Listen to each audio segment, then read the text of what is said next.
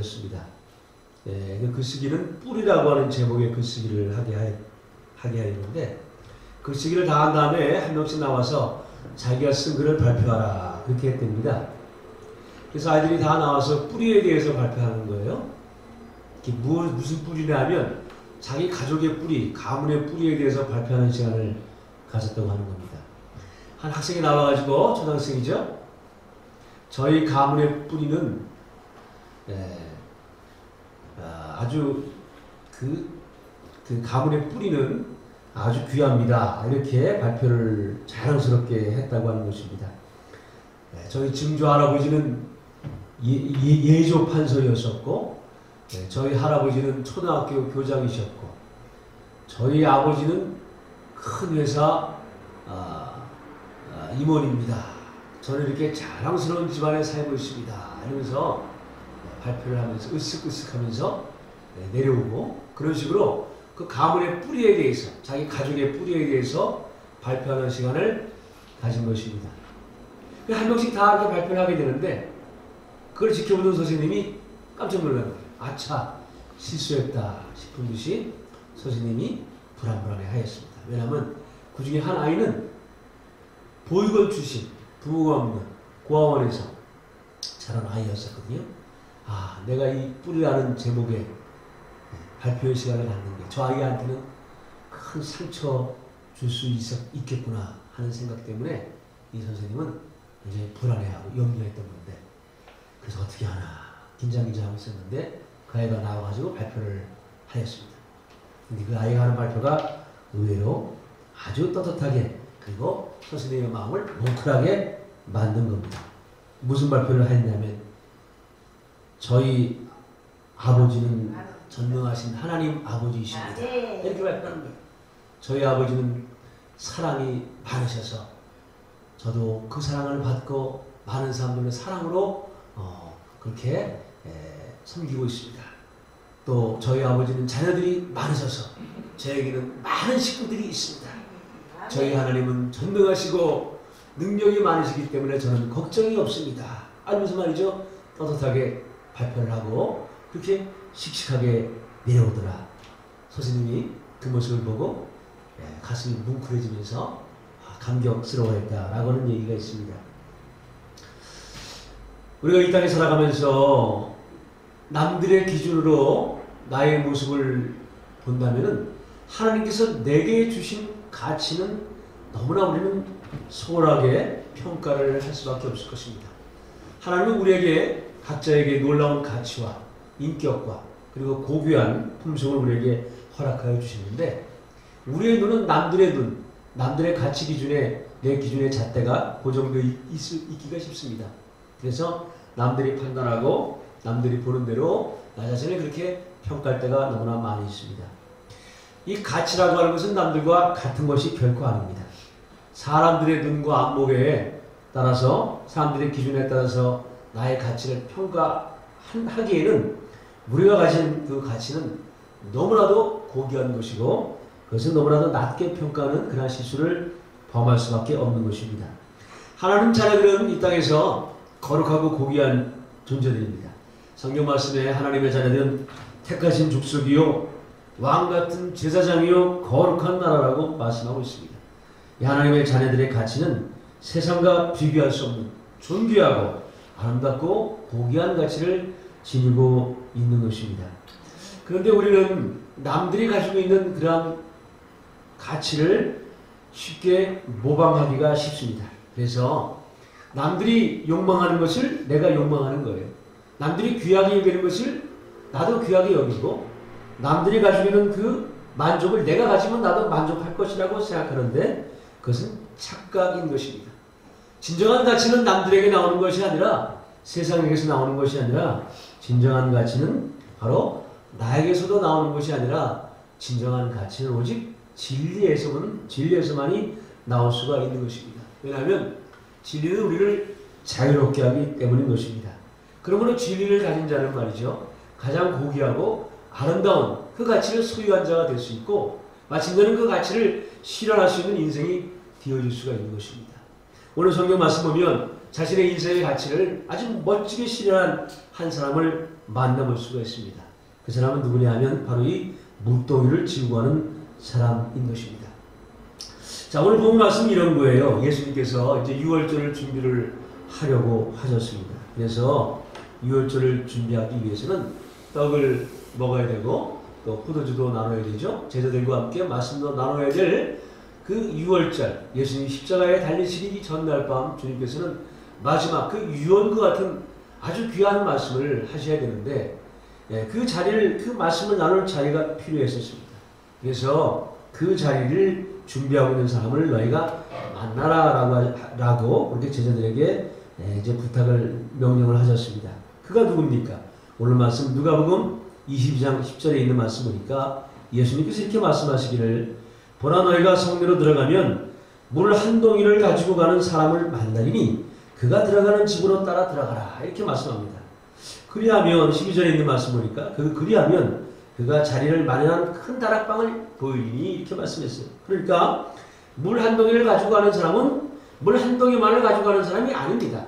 그 사람을 따라 들어가 보니까 그 사람은 큰 다락방의 주인이었던 거예요. 우리가 쉽게 볼 때 이 말씀은 물 한 동이를 가지고 가는 남자가 아닌 여인이었겠다라고 생각하기 쉬워요. 그러나 성경 원어를 보면 이 사람은 안드로포스라고 하는 남자를 말하는 거예요. 히브리어로 말하면 이슈라고 하는 남자를 말하고 있는 것입니다. 다시 말하면 물 한 동이를 가지고 가는 남자를 만나리니 라고 하는 말씀이 본문 말씀이 원래 이 뜻입니다.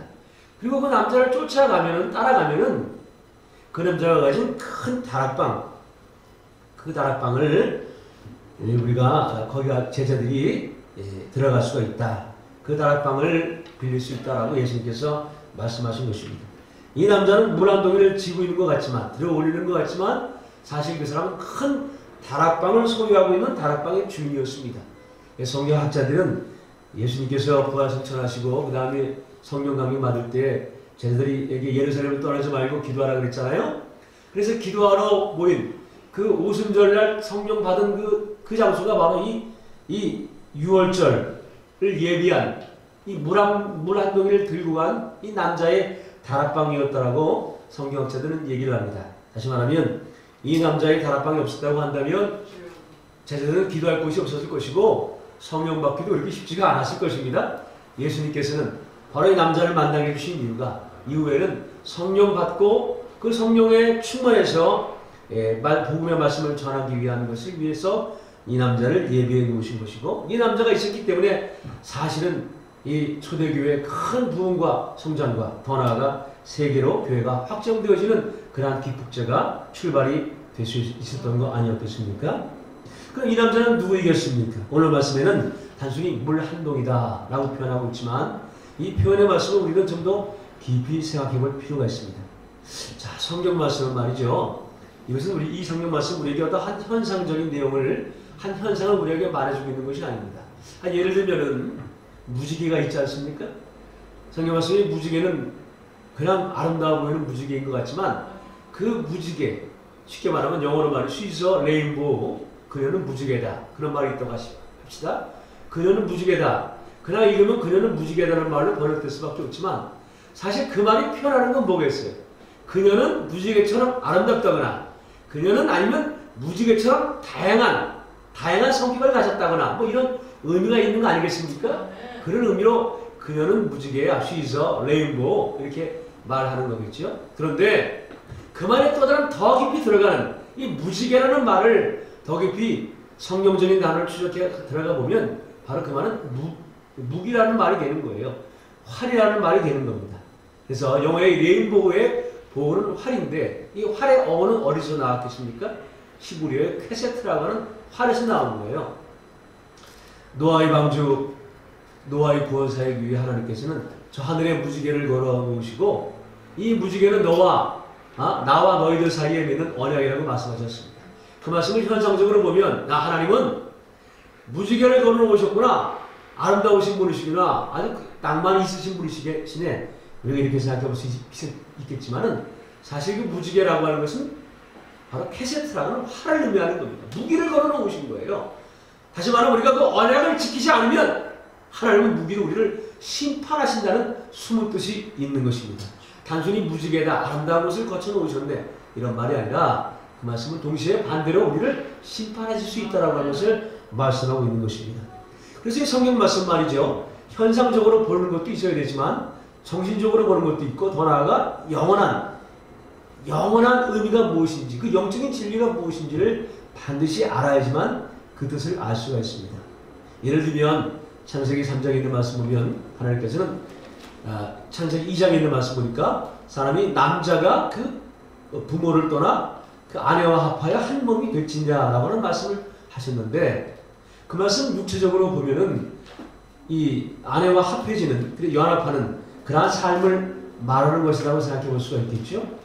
정신적인 의미로 보면 남자와 여자가 그러니까 부부는 공동의 가치와 어떤 정신적인 교류를 나눠야 되는 그런 존재구나 라고 생각해 볼 수가 있습니다. 그러나 영적인 의미는 전혀 다른 것입니다. 에베소서 5장 32절에 있는 말씀 보니까 바로 그 말씀은 곧 교회와 그리스도를 말한 것이니라라고 사도 바울은 말하고 있는 거예요. 그러니까 겉으로 볼 때 창세기 2장에는 그 남자가 부모를 떠나 둘이 합하여 한 몸이 된다는 말은 결혼을 말하는 것이 아니라 사실은 그것은 신약 성경에서 보니까 그것은 영원한 진리를 말해주고 있는 교훈이라고 하는 것입니다. 이와 마찬가지로 오늘 성경 말씀이 물 한 동이도 우리가 그냥 볼 때는 물 한 동이를 가지고 가는 그러한 노동을 말하고 있는 것 같지만 이 말씀의 의미는 아주 굉장히 깊은 의미를 가지고 있습니다. 여러분 여기 이 물이라고 하는 것은 무엇일까요? 창세기에 보니까 물이 두 가지가 나오는데 궁창 안에 물이 있는가 하면 궁창 위에도 물이 있다라고 하는 사실입니다. 다시 말하면 하나님이 지으신 창조세계 그 위에 궁창이 세 개, 궁창 위에가 있는데 그 궁창 위에 거룩한 하나님의 보좌가 있는 그곳에서부터 물이 내려오는 것입니다. 그러니까 적어도 물 한 동이를 가져간다고 했을 때는 궁창 위에서부터 내리는 그 은혜의 물, 그 은혜의 물을 마시는 자는 그 배에서 생수가 강처럼 흘러나게 되는 것이지요. 그래서 위로부터 내리는 비를 자주 흡수하게 되는 채소들이 어떻게 돼요? 열매를 잘 맺는다 그랬어요. 그 위로부터 내리는 비는 어떤 비입니까? 바로 이 궁창 위에서부터 내리는 하나님 나라의 거룩한 은혜의 비를 말하는 것입니다. 이런 차원에서 본다면 이 사람이 물 한 동이를 지고 간다라고 했을 때 이것은 우리가 마시는, 다시 말하면 내 육체의 갈증을 해결하기 위한 물 정도가 아니라 이 말씀을 좀 더 깊이 보면 하나님께서부터 위로 내리는 은혜를 받고 그 은혜를 한 동이의 그 그릇에 담아서 가지고 가는 사람을 말하겠지요. 그런데 오늘 성경 말씀 보면 가지고 간다라고 말했지만 사실 가지고 간다는 이 말도 원어를 보면 말이죠. 이것은 바스타조라 그래가지고 들어 올리다라고 하는 뜻입니다. 그러니까 원어로 보면 물 한 동이를 들어 올리는 사람을 만다리니 이렇게 해야 이 말씀이 맞는 거예요. 원어의 뜻에 충실한 것입니다. 그런데 왜 물 한 동이를 들어 올릴까? 이 물 한 동이를 들어 올리는 목적은 가지고 가려고 들어 올렸겠지라고 하는 의미를 알고 아마 성경을 번역할 때에는 물 한 동이를 가지고 가는 사람이었겠다라고 이렇게 번역을 해놓은 것 같습니다만은 원어는 물 한 동이를 들어 올리는 사람인 것입니다.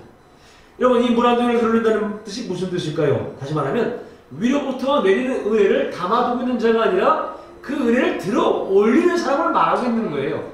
내게 주신 은혜의 말씀과 내게 주신 성령의 은총을, 내게 주신 하나님의 은혜를 나만 간직하고 있는 자가 아니라 그 간직한 은혜를 들어 올리는 사람이 바로 다락방을 예비한 사람이다라고 하는 것을 성경은 우리에게 가르쳐주고 있는 것입니다.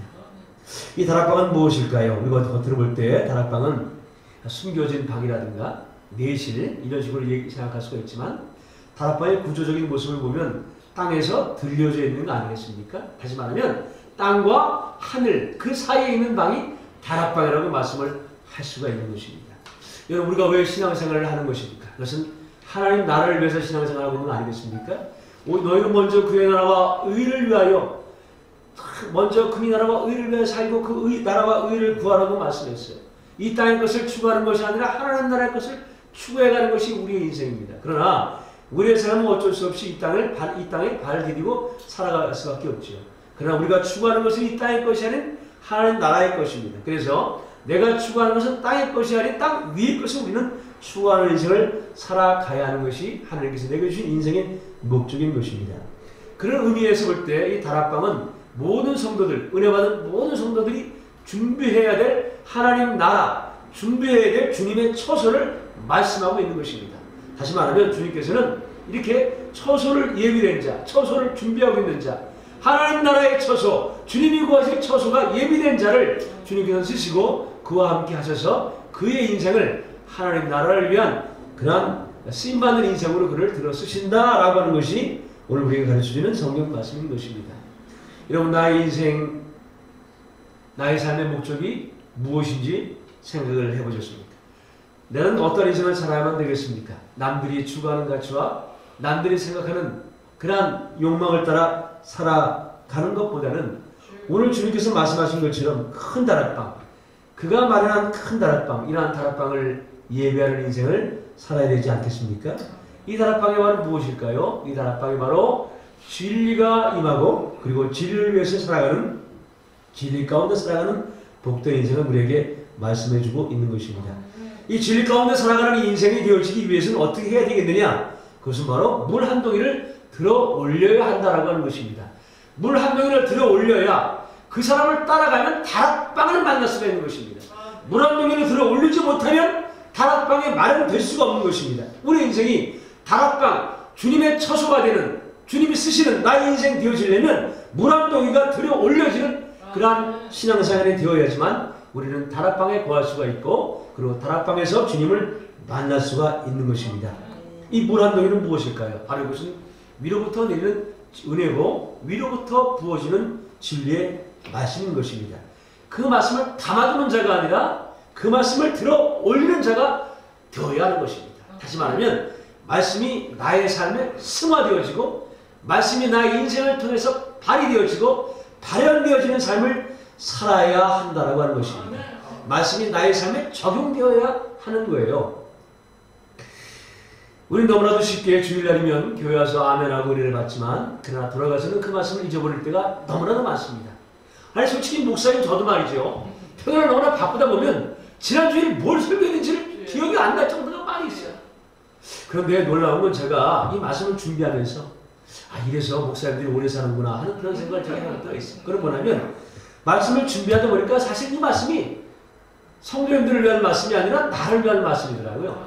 다시 말하면 주님께서 내 영혼을 치유하게 주신 말씀을 내가 선포함으로 내가 치유가 되어지는 거예요. 그러니까 말씀을 전하면서 가장 먼저 의뢰받는 사람이 저인 것입니다. 이 말씀이 하나님께서 나를 위해 주셨음에도 불구하고 그래서 내가 이 말씀을 선포하고 내가 치유받았음에도 불구하고 돌아서면 내가 어떤 말씀에 은혜를 받았는지를 잊어버릴 때가 너무나 많은 것이 나의 삶이었구나. 나는 그렇게 주님의 은혜를 배반하면서 살았구나. 주님의 은혜를 그렇게 망각했구나 라고 하는 그런 연약한 존재이다 라고 하는 것을 느낄 때가 정말 많이 있습니다. 여러분도 그렇지 않습니까? 여기서 은혜 받았지만 돌아가면 뭘 설교했는지를 잊어버릴 때가 너무나 많이 있어요. 무슨 말씀을 들었는지를 모를 때가 너무나 많이 있어요. 오늘 이 말씀은 말씀을 담아두는 자가 아니라 말씀을 받는 자가 아니라 이 말씀이 실현되어지고 이 말씀이 나타나는 인생이 바로 물 한 동이를 들어 올리는 자라고 성경 우리에게 말씀하고 있는 것입니다. 그렇습니다. 물 한 동이가 들어 올려져야 돼요. 어떻게? 등용에 높이 들린 그 등대처럼, 그 등불처럼 들어 올려져서 온 세상의 빛을 비춰야 되는 것입니다. 물 한 동이가 들어 올려져야 됩니다. 말씀이 들어 올려져서 말씀이 내 입안으로 들어 올려져야 돼요. 그래서 우리가 어디서 무슨 일을 하든지 언제든지 주님 주신 그 말씀에 따라 우리가 살고 그 말씀대로 말하고 그 말씀을 고백할 수 있는 삶을 살아가야 되는 것입니다. 말씀이 그렇게 우리 삶에 승화되어질 때 주님은 나의 인생을 진리 가운데 살아가는 인생으로 그렇게 변화시켜 주시고 그래서 나의 인생을 가장 멋지고 훌륭하고 고귀한 인생으로 주님께서 그렇게 사용하여 주실 것입니다. 마침내 다락방이 예비되어져서 예수님과 그의 제자들을 모셔서 유월절을 예배하고 마련했던 이 주인처럼 나의 인생도 하나님 나라를 위해서 쓰여지는 복되고 훌륭한 인생이 되어질 수가 있을 것입니다. 여러분, 이런 인생을 살기 위해서 우리는 물 한 동이 내게 주신 말씀을 그것을 간직하는 것으로 끝나지 말고 그 말씀이 들어 올려져서 말씀이 나의 삶에 적용되어지고 나타나고 실현되어지는 그러한 삶을 살아갈 수 있는 우리 모두가 될 수 있기를 주님의 이름으로 축복합니다. 기도하겠습니다.